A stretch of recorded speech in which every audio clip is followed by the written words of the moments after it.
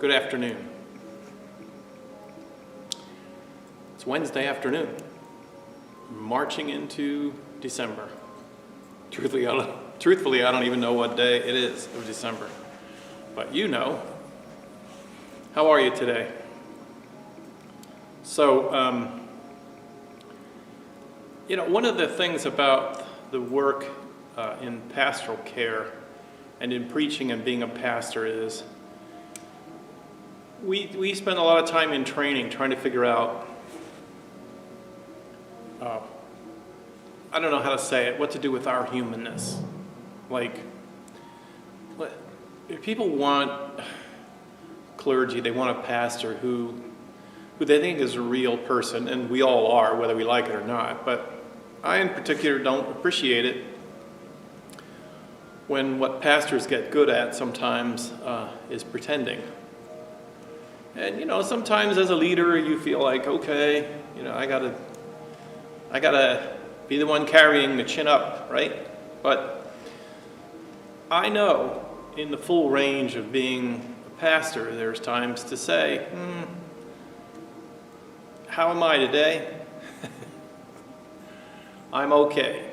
I don't want you to worry about me. I don't need that. When the time comes for you to worry about me, I'll tell you that too. But it's been a rough week. It had been a really difficult weekend, as if all the rest of what's been going on as this year of 2020 tries to end, it's going out with a bang. So if I were to be the kind of person that would write those Christmas letters, that people write, and their lives seem so wonderful and beautiful, and you just can't feel anything but envy. I wrote my Christmas letter about this year, and I don't do these letters, but God bless those of you that do. Oh, wow, what would be included? The year really for me started out with my mom. We lost my mom early in the year to dementia and to some version of Alzheimer's disease. And she was moved to a facility, and it became clear that she was going to not leave there. But then, living through that, managing it, trying to make a normal out of that, then the COVID virus really introduced itself, and she got the virus in the nursing home and died. And so we just tucked that grief away for a later time to process. We thought, on her birthday in the summer, we would do a big funeral for her, a church funeral, because she was a church lady. She had written it all out. She had it all laid out. And her, jumping ahead, but her birthday came and went, and August was not a time when anyone could or should be together. And there's just been all the stuff of COVID. My friends that have gotten it, clergy that have gotten it. I told you before, I have a clergy friend that got it and died. It's never been, for me, like it is for some people. It's something that's off and away. It's never been that for me. Partly because of the work with the school, and the school had to close for 9 weeks, and all those staff were without employment. We scrambled and scraped. We applied for every grant, everything that we could get to try to ease the pain, and we were successful in several of them. I think the PPP grant direct from the federal government, we got $80,000 to pay salaries for 6 weeks. They didn't teach then, but that kept them off the unemployment rolls. What a year! What a year! And then, we're coming to Christmas, and we managed with Thanksgiving to do something special. I don't know, the holidays are about doing things special. Yes, they're about traditions, but they're about doing things special. So we try to think about how in this environment can we do something special. And it requires everybody to sort of say, we can't just step into the holidays and do what we've normally done. So we did some rallying, and we got a Thanksgiving anthem together, which I really enjoyed. And we were just turning the bend and really looking towards Christmas, and then my dog has been my companion for 13 years, and a real companion. He's a big dog. Some of you have met him, Bentley. You've seen him on my Christmas card once in a while, and he's 13 years old, and he got to the point where the day would come, and we knew it, and we had to, on Tuesday, we had to gather, those of us that could as a family, and we had to put our dear friend, give him a rest. We had to do that. We had to put him down. And yeah, I don't want to come here and think of it. I don't want you to be discouraged, but I just want to come here and sit and pretend that, that hasn't happened in my life. It has, and it's been hard. I'm okay. Some of you know, you've been through this. Anybody that's been through it knows what it feels like, and it'll be fine. It's grief for me, for my kids, for my wife, and for just his family, his community. We always said he was always running for mayor. So, and then, we come back to, here we are now, with everything else that's gone on, we're just 2.5 weeks out from Easter. 2.5 weeks out from Christmas, and the virus is making it very difficult to even do some of the things that we had thought about maybe being able to do, to get together. We just can't do it. We've canceled Christmas for our family. We had already canceled, we canceled the Christmas gathering. We haven't canceled Christmas. So, Wednesday, here we are. It's a day that requires some honesty in the middle of the difficulty. And I know you all have some of the same stories. I was talking to a pastor friend today, and he was telling me that the effect of all this on him has been that he normally has a very very high threshold of tolerance for what he perceives as, people being hard on him or doing something critical of him. But he said, one of his church members called up and offered a suggestion for something to do, and he just went like crazy, considered it was a criticism. 3 hours later, he looks back and feels embarrassed and realizes that that was not their intention. And I shared with him something a therapist shared with me a long time ago, and that is that when you're under stress, and when you're under stress, and we are under stress, the system is being stressed in our lives, our culture is being stressed, our politics, our church is under stress. That when you're under stress, the little bit of objectivity that you did have is gone. The little bit of objectivity that you might have had, the ability to, it's gone. Because stress removes that from us, and we act and react, and maybe later we regret. So, to stay on our theme, this is Advent. In all the ways that we've thought about Advent so far, and the difficulties of Joseph and Mary and the story, and trying to be true, really trying to be true. Not depressed, but just honest. These things come. Hold it. Ooh.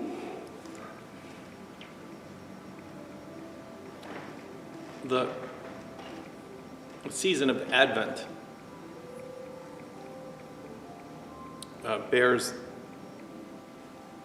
it's worth holding on to.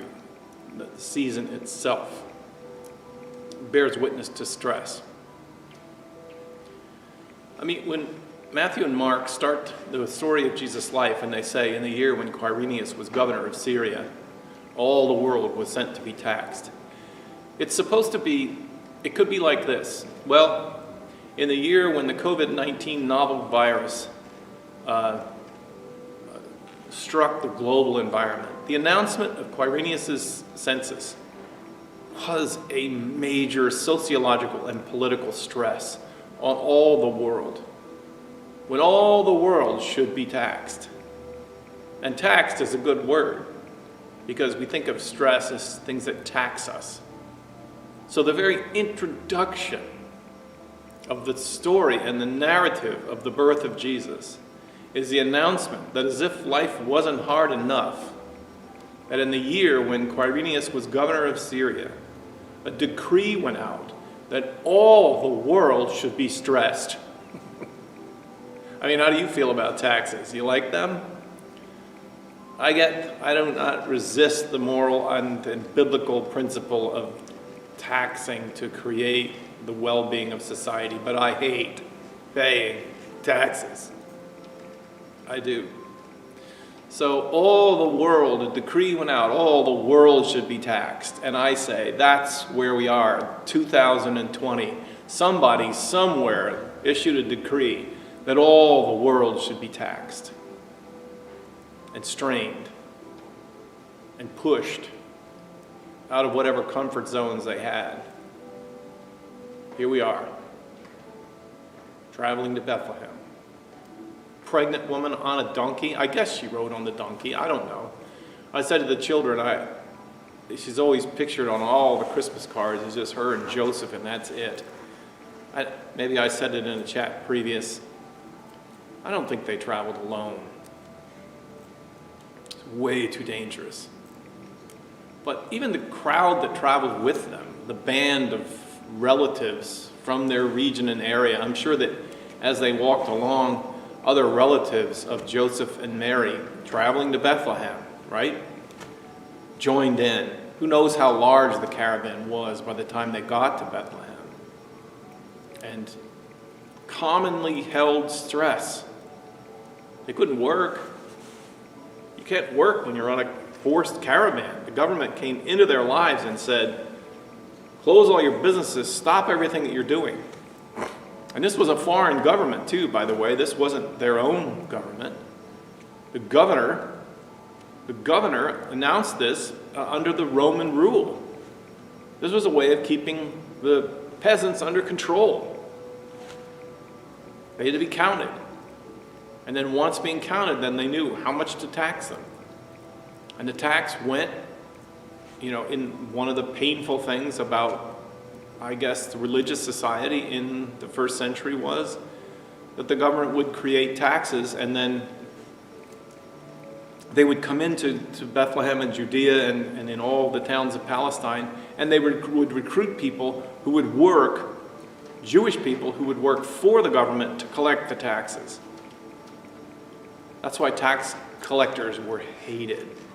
It wasn't just that they were collecting taxes, right? Tax gatherers. They were tax gatherers. These were people that couldn't make it as farmers, and they had lost whatever their means of income was, and so they went to work for the occupying government. And they went around and collected these taxes from their neighbors and their friends and their family. They were the tax gatherers. Yeah, Jesus had at least one of them in his entourage of disciples later when he grew up. All the world should be taxed. The times are taxing, and they're not just taxing by what's going on out there, but they're taxing on the ordinary things that happen. Family pets do die. Oh, by the way, just so you get the complete picture for me, this is a little insight into who I am, since you're not here yet sitting in the chair, but I'm thinking about you. There's some things you may or may not know about me. Some of you know that I had chickens.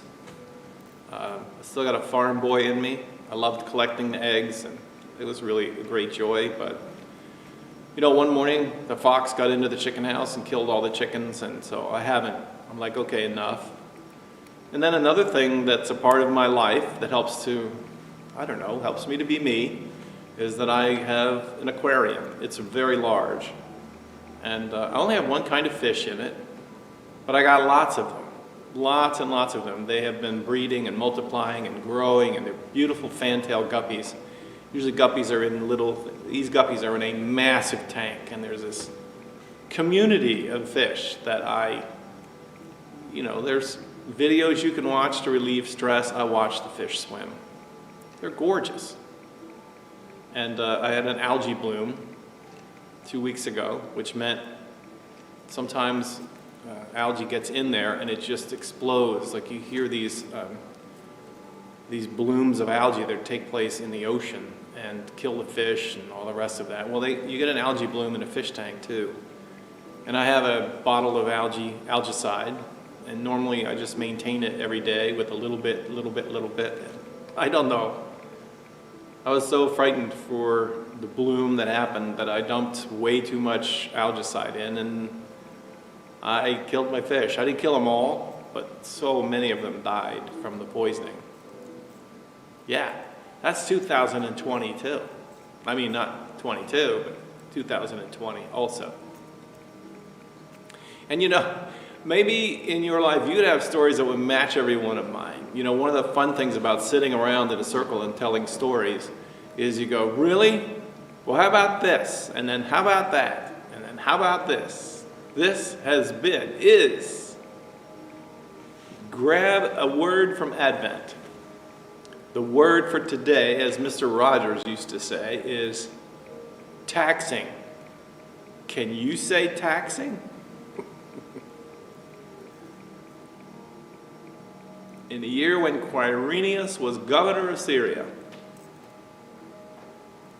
a decree came out that all the world should be taxed. And in that environment, set the wheels in motion. This was the fullness of time, the angel said, for God to make entry into the world. Came among us as one of us. And the story in Matthew and Luke is told in a kind of a very folky way, going back and researching the stories about Jesus' birth. The other two writers of the Gospels they aren't bothered with that. They just land right in the beginning. John's Gospel says, in the beginning was the Word, and the Word was God, and the Word was with God, and the Word became flesh. Don't ask me how. That's kind of John's attitude. God, the Word of God, the eternal Word that spoke and everything that is came into existence. That Word was not just moving around in the sound waves, but came flesh and became human. The Gospel of Mark, which we're reading now, just simply says, it's sort of like, well, all of a sudden, John the Baptizer appeared on human history. No story of his birth, no nothing about it. There was this man who came, and he was preaching repentance in the wilderness, and he began reciting the prophet Isaiah of old, that God was going to come and do something new, and that human beings should get ready by repenting and saying, give me a shower, God. Give me something to start over. Let me wash off all this ick of where we're at. That's how it begins in Mark. But when you want to do Advent, you want to do pieces of the narrative story of birth, today the word is all the world is being taxed. Seems like a perfect environment for the complexity and the wonder of the witness to this God who comes among us. Who comes among us and loves us. So there you have it. Maybe some of what's going on in my life is going on in your life. If not, if you're like living above it all, then just offer some prayers for me. I always pray for you. I always do, because I know none of us are really spared. None of us.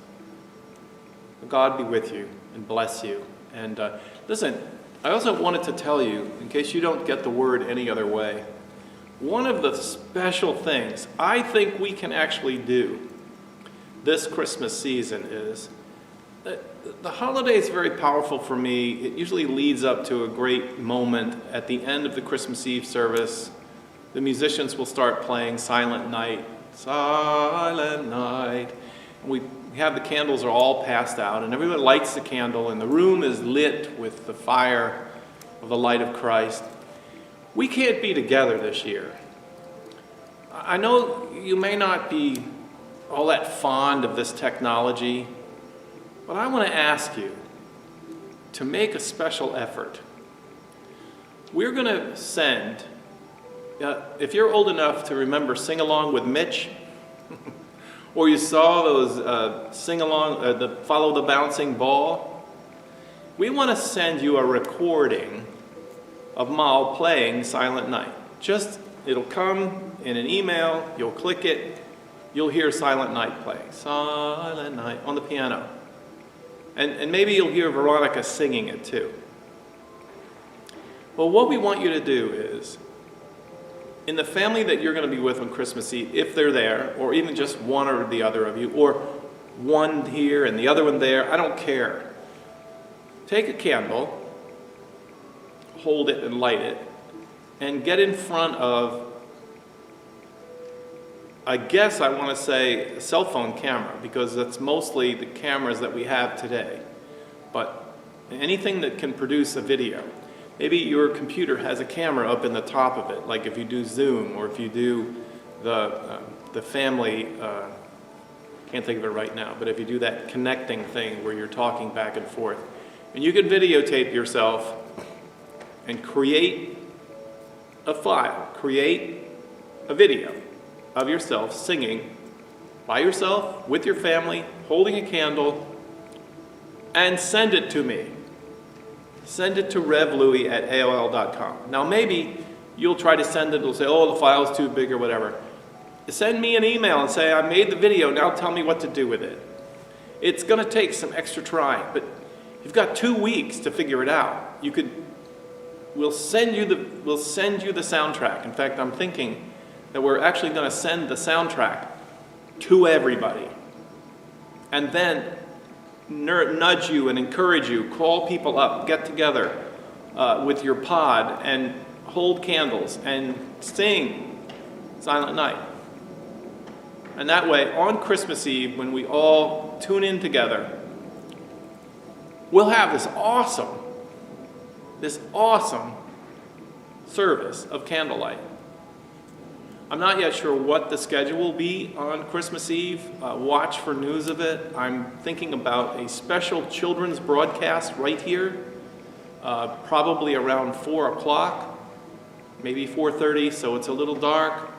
Half hour, Pastor Lou with the kids, celebrating Christmas. Just doing a little Christmas service on Christmas Eve for the kids. Then maybe at 8 o'clock, we'll do the Christmas liturgy, and we'll have that Christmas Carol Silent Night as a part of the end of that, where the candles will be lit. But if you want to, I'm not promising, but depends on what else is happening. I might stay up until 11 o'clock.